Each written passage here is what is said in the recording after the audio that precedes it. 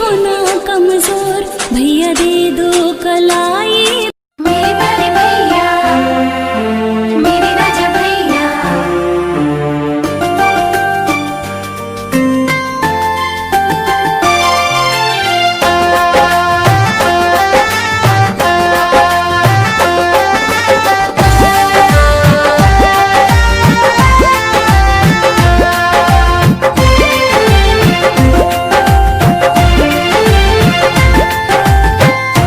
रक्षाबंधन सबसे पावन त्योहार, रक्षाबंधन सबसे पावन त्योहार। राखी के धागा में बंधल बा,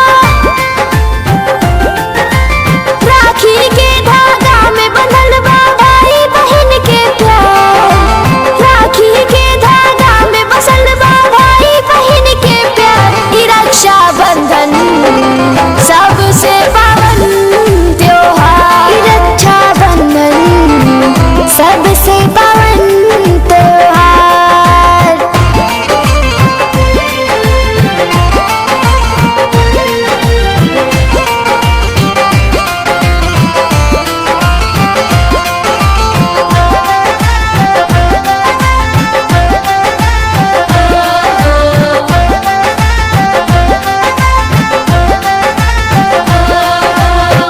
जैसे चांद सूरज बिना सुनर गगनवा, ओ सही भाई के बिना भावना गनवा।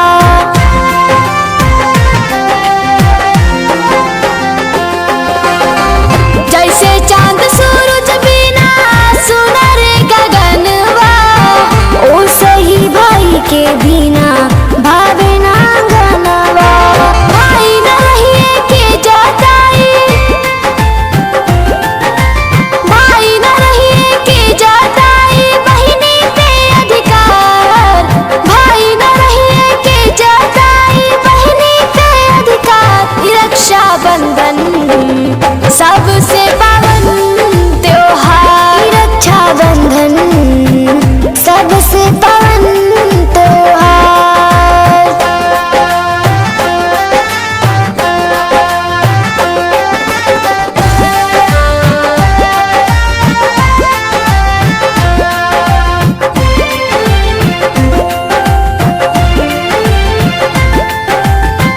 भाई खातिर अनमोल बहिनी होली उपहार हो, बिना रे बहिन के बा अधूरा परिवार हो।